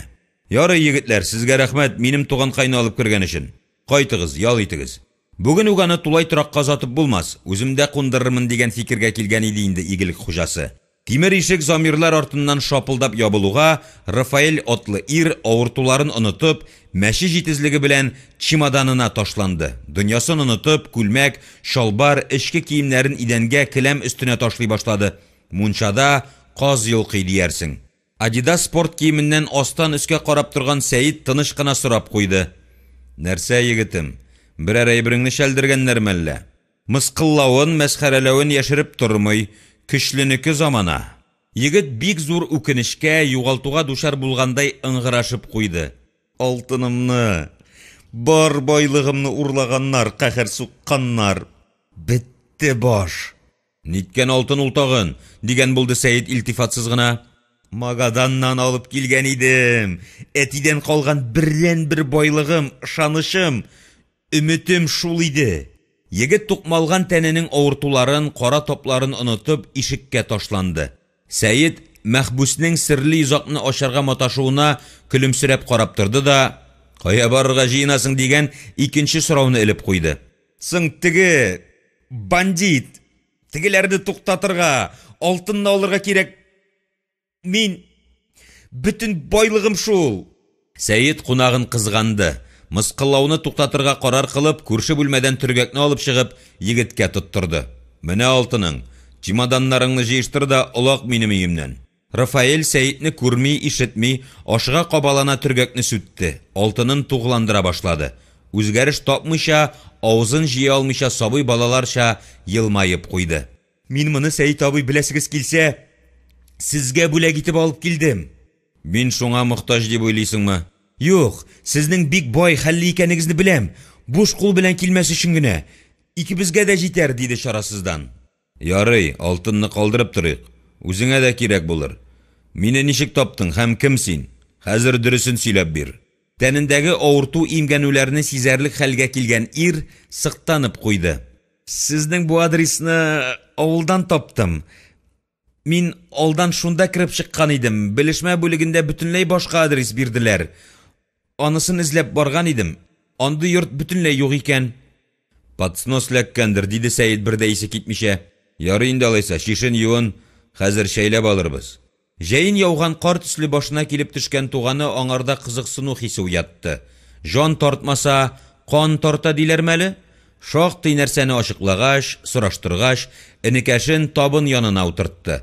Бәллүр шәркәләргә ак ләк-ләк коньягы коя башлаган иде. Рафаэль аракы сорап алды. Әгәр булса, без Магаданда спирт белән ак калай башлыларга өйрәнгән инде. Какланган ит, балык, сыр, май кебек буйдаклар ризыгы белән тамакны туйдыргач, Сәйид егетнең әтисе, Ярулла абзыйның энесе Әхсән абыйсы, гомумән аларның хәләти мәҗмугасы Рафаэльнең үзе турында күбрәк беләсе килүен әйтте. Исенә ятенә төште. Әтисе исән шакта Бөек Ватан сугышында югалып, соңыннан табылган шактый аянычлы, фаҗигале язмышлы энесе хакында бәян иткән иде. Акыл казанында вак-төяк җентекләмәләре сакланмаган, вакыт шәрифләре байтагын куеп калдырган. Истә калганнары янына Рафаэль авызыннан төшкәннәрне кушкач, шундыйрак хикмәт туды. Әхсән Ярулладан берничә яшькә кичерәк булса да, сугышның 3нче көнендә үк армиягә алына. Генерал Власов армиясына эләгә, үз теләгеннән башка инде әлбәттә. Сугыш тәртәсен ул гына башка якка бора алмый. Хезмәт иткән взводы өстән ингән әмерне үтәп, немецлар ягына чыга. Безнекеләргә каршы бераз сугышканнан соң, отрядның исән-имин калган егетләре белән бергә Беларус партизаннарына кушыла. Янәдән туган җирен яклап, юлбасарларга каршы батырларча көрәшә. Орден медальләргә лаек була. Үз теләк омтылышларыннан тормаса да, шундый булгавыр хәлгә эләккән әдәмнәр кылган гамәлләрен аклау, намусларын кара топлардан тазарту өчен үзләрен аямыйча арышканнар. Күбесе үлем эзләгән. Әҗәл батырны да кызгана шул ешкына. 45нче елның июнендә туган авылына кайтып егылган Әхсәнне бер атнадан эзләп табып алып та китәләр. 3 ел үткәннән соң гына беренче хәбәре килә. Аны халык дошманы, Сотлыкҗан, жасус дип тапканнар һәм Магадан төрмәсенә озатканнар. Шунда шахтада эшли икән. Халыклар атасы Сталин үлгәннән соң гына азат ителә. Туган якларына аш ялангач хәерче галах булып кайтып төшәсе килми. Сакмаровларның үз горурлыгы үзләренә җиткән. Шахтада урнашып кала. Дәүләт җитәкчелегендә утырган бер акыллы баш арзанлы эш кулларын саклау хәстәрен күрә. Хәстәр дигәне шул: ирләргә хатын кыз кирәк. Магаданда ул халык алтыннан да кыйммәтрәк бәядә йөри. Бу малны материктан китерү ихтыяҗы туа. Вербовка дип аталган хикмәт башлана. Күчеп йөрүгә маһир, чит ят җирләргә байлыкка кызыгучан, мавыгучан, алданучан һәм бәхет эзләргә яратучан татар хатын-кызлары бу җимгә алдана. Ирексезләп, көчләп, разнарядка белән озатулары да булгандыр. Үзәктән команда килә. Кая барасың? Үтәргә туры килә. Мөнирә, Сония, Нәфисә, Осыляр, Карлыгачлар, Алёша, Илья, Андрейларны иң бәхетле чиракта Рафаэль, Ринат, Робертларны тудырырга дымлы, салкын якларга озатылалар. Арада балык бистәсе ягы кызы Сәкинә дә була. Ул Сотлыкҗан Әхсәнгә кияүгә чыга һәм 3 малай бүләк итә. Әтисенең тагын бер сөйләге Сәйитнең күңел пышмагына кырмау кебек ябышып калган. Егетне тыңлаганда исенә төште. Әхсән бер тапкыр авылга да кайтып киткән. Өйләнгәнче булган анысы. Гайрәтле узаманнарча тоткан үзен шахтер. Авыл кибетендәге барлык азык-төлекне сатып алып, халыкка өләшкән. Малайларга кәнфит, прәннек, хәлвә тараткан. Иратны инде аңлашыла аракы белән сыйлаган. Ул чорда бик арзан бәядә барча авыл кибетләренә килеп җиткән кара уылдыкны Әхсән мишкәсе белән урамга, авыл советы белән китапханә арасына чыгартып куя. Бер якта закуска, икенче якта әрдәнә итеп өеп куелган аракы. Уртада олы калын стакан белән әсир шахтер басып тора. Бавыры бөйрө шеремәгән, йөрәге сызламаган ират халкы 4 тәүлек буенча эшкә чыкмыйча Әхсән Зимагурны мактап аракы шүмерә. Трактор, машиналар кабызылмый, сыер сау җайланмалары туктала. Олы дөнья белән ара өзелә. Элемтә хуҗасы көне буена хромка тарта. Авыл өстендә бер үк җырлаулар эленеп тора. Барысы да табигый ки, сыйлаучы турында, аның хөрмәтенә. Аккыш баласы кыена, күлләрдә су бетмәсә, исән булсак бер кайтырбыз, илдә ризык бетмәсә. Зимагурның шалбары буй-буяның аллары, кайда эшләсә шунда кала Зимагурның маллары. Шахтер егет эшкә бара, җирдә кала эзләре. Жир астында җирсегәнгә сары аның йөзләре.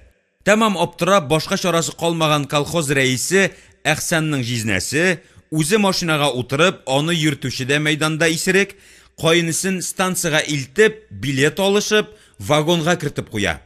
Поезд кузгалып киткәнче көтеп тора. Әхсән Сакмаров туган авылына икенче тапкыр өйләнгәч, хатыны һәм бер баласы белән кайтып төшә. Яхшылык әдәм күңелендә озакка саклана.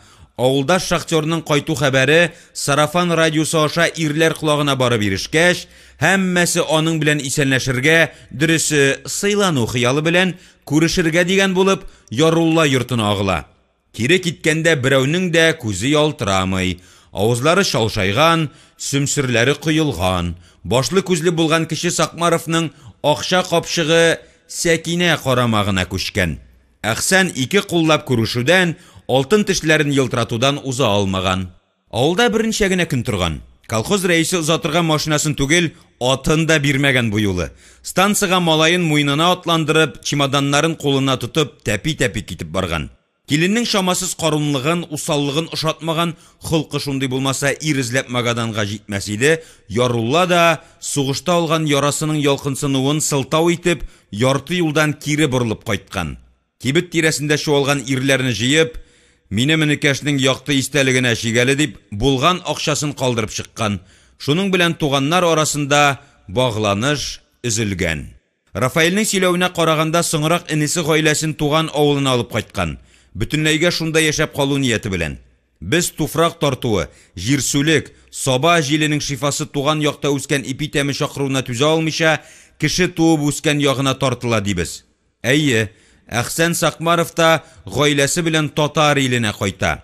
Төп нигез булган авылына юл тотмаса да, үзенә хатын бүләк иткән төбәккә килеп урнаша. Шул ук Татарстан җире.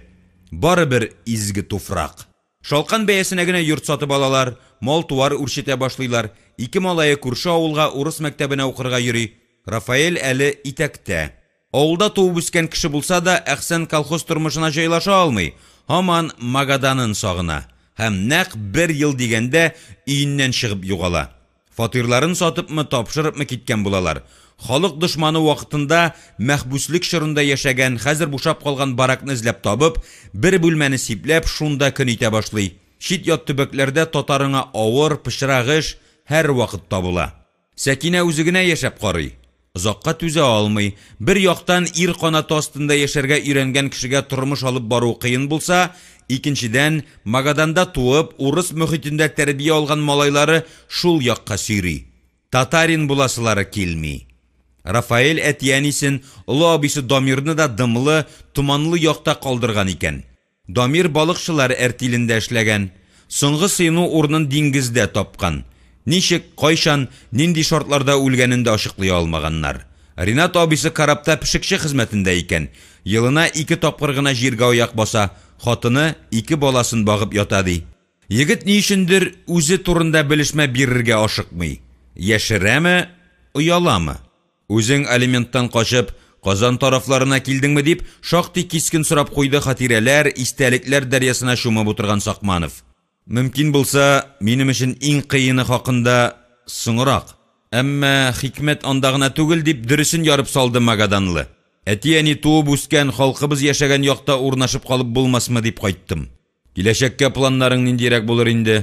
Тонык тавыш белән булса да, кунак гаҗәеп аек фикер әйтте. Бөтен ышаныч сездә, абый. Мине читкә тибәрмәгез инде. Ни әйтсәң дә, мин сезнең племянник. Әдәм баласы үзенә кирәккәндә туганлыгында искә төшерә, якынлыгында китереп кыстыра белә. Сәйет читтә, бигрәк тә сөргендә туган балаларга, ягъни 2-3 буын мөхаҗирләргә артык өмет багламый. Татар халкының киләчәген аларга ышанып тапшырып булмый дигән иманда тора.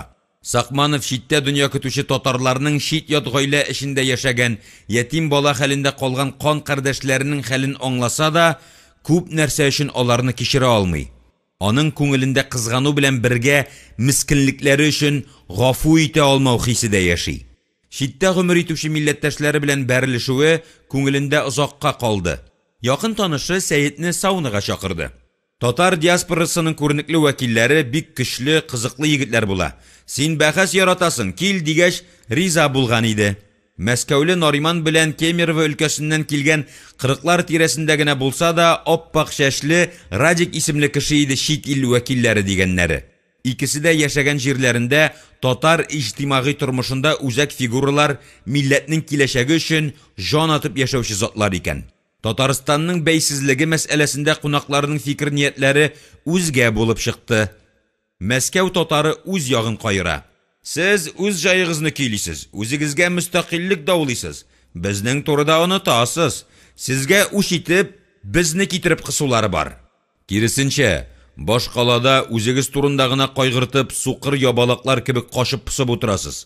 Мәскәү татарлары шаң сугып, безне яклап тавыш күтәрсә, Татарстанга суверенитет юлына чыгарга җиңелрәк булыр иде, диде Сәйет, кызмаска тырышып.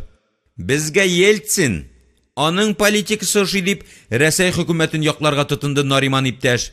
Крылов һәр кайсы йөкне үз ягына тарткан кыслалар, балыклар турында мәсәлен татарны күз уңында тотып язгандыр әле дип, бик урынлы өстәде шулай ук мунчага чакырылган тарихчы профессор. Нәтиҗәсез бәхәскә Кемерово татары килеп кушылды. Безнең якта татарлар боевой. Нәрсә дә күренә инде бу дип кызыксынды Сәйит, салкын сулы тазны өстенә каплап. Нәрсә дәме? Шахтерларның забастовкасын оештыруда, аларны урамга алып чыгуда, татарлар төп йөкне үз өсләренә ала. Матбугатта бер дә күренми сезнең исем-фамилияләр дип Сакманов икенче буш бәхәскә кирешеп китте. Без үзебезне пропагандаламыйбыз. Азрак күренергә тырышабыз. Фамилиябезне дә бик афишировать итмибез. Мәшене кытыртасыз да тышкан төсле ярыкка кирип качасыз түгелме? Моннан татар халкына ни файда дип Сәйит икенче милләттәше белән дә талашып китте. Ул кыйбланың анык, төгәл булуын ярата. Сез андагы җитәкчеләр өчен ашламагына, җитди кабул итмиләр, татарларны барыбер монголлар явыннан төшеп калган килмешәкләр дип саныйлар дип фикерен дәвам итте Сакманов. Шәшенә кырау төшкән агай-эненең сүзләре шахтер егетнең кытыгына тиде. Авырткан сөяленә эләкте бугай. Бөеренә кантар төшкән кешедә ярсып, үпкәләп, себерке күтәреп, эссе якка чабынырга кирип китте. Әүвәл шаш-шыж иткән тавышлар килде. Ташларны кыздырды бугай егет. Шуннан китте Кемерово татары кызып. Йылау, көлү, ыңгырашу, шыңшу авазлары чыгарып үзен иркәли башлады. Йөрәге таза икән. Салкынча бүлмәдә утыручыларны ирләрчә көнләштереп, озак кыйнады үзен мөстәкыйльлек өчен көрәшүче егет. Алабай тавышлары чыгарып кычкыра башлагач, әллә шунда кызганып, әллә кызыксынып, Сәйит ишекне ачып башын тыкты. Аксыл томан эченнән Ләүкәне эзләп тапты. Радик анда юк иде. Батыр шахтерыбыз бусага янына идәнгә пар килеп җитмәстәй төшкә яткан да, кытырынган шабыну имитациясын шуннан оештырып ята икән. 45-кә җитеп, Сәйитнең мондый 200-ллекне, мунафиклыкны күргәне юк иде. Күңелсез манзарадан тизрәк кытыласы килеп, ашыга-ашыга ишекне япты да, сөлгесен алып кабалана-кабалана сөртенә башлады. Аерылышулары җылылыктан шактый ерак булды. Кул кадим хәлләренә риза булып яшәгән милләттәшләренең берсен аю, икенчесен бүре ашаячагы якты көн кебек ачык иде. Кеше кешесе булганчы, этнең көчеге бул. Үз аңы уянды. Постой, синең ни хакың бар аларга бәя бирергә, рәнҗетергә, һәр кемнең үз язмышы. Халкыңның бәхетсезлегендә аның айрым вәкилләренең гаебе зурмы? Ми җыерчыкларыңны эшләтеп ал. Ничек кенә булмасын, Магаданда туып үскән мөхаҗир энесеннән милли пәрвәр чыгуга ул ышанмый. Алар телләрен, диннәрен югалткан, бөтенләй башка мөхиттә тәрбия алган халык. Күбесендә иман нуры калмаган. Нахакка сөрелгән әтиләре өчен үч алу, хәтер калу, гәрләнү, рәнҗү, нөктә генә сакланган яралы күңелләрендә. Бер ишесе матди тарафтан аякка басып, шул яктан көнен күрә, башка милләтнең санын арттыра, бик сирәге демократия җилләре биргән форсаттан файдаланып, ата-ана җиренә кайтып егылу ягын карый. Җир битләре исә балалар өчен түләүдән, милициядән, кулга алынудан, эшсез калудан куркып, ата-бабалары илендә сыену урын эзли. Яңа табылган алтын племяше дә шундыйларның берсе булуында Сәйитнең бер мыскал шиге дә юк. Рафаэльнең сөйләвен тыңлап утырганда, игелек сәрвәре ике арадагы тышкы тәңгәллеккә шаклар катып торды. Беренче карашка белмәгән кешеләр өчен ике тамчы су инде туганнар. Дөрес, тәфсилли бәйләнә башласаң, аерманы, үзгәлекне шәйләве әллә ни кыен түгел. Буйга Сәйиттән кайтышырак булуы өстенә Магаданлының битен борын куышы янына уялган шактый зур миң бизи. Кечкенә кара күзләре борчулы, йөгрек, әмма күп яклары куйган да куйган, бер үк җептән тукылганнар. Шул мәлдә Ярулла агай улының күңеленә шук фикер төште. Егетне берәүгә дә аңлашылмый торган йомышларны үтәү буенча ярдәмчем итеп алам. Вилсур әфәнденең киллер этләре башларын катырсын әле, икебезне бутап. Әнә бит, Залим Сталин үзе трибунага сирәк чыга торган булган. Аның урынына аңа таш охшаган кешене, двойнигын үрә катырып бастыра торган булганнар. Горбачевның да маңгае тамгалы берничә игезәк пары булган диләр. Ленин, Брежнев кебек олы түрәләрнең нәкъ үзләредәй күчермә күләгәләре турында да ишеткәне, укыганы бар иде. Әлбәттә, Сахманов мондый алмашка мохтаҗ түгел. Шулай да төпле, җитди кеше булып чыкса, күз күрер, фатиры да табылыр, машинасы да булыр. Йортсыз, җирсез, пропискасыз, эшсез кеше өчен шуннан да олы сөенеч була аламысың? Рафаэль үзе дә уйсыз утырмый икән. Сез, абый, коммунизмда яшисез икән дигән хөсетсез нәтиҗәсе белән уртаклашырга булды. Шәхси охраныгыз да бар. Мондый җиһазларны кинода гына күргәнем бар иде. Син аны коммунизмны дим, күргәнең бармы? Юк та, ишеткәнем, укыганым бар.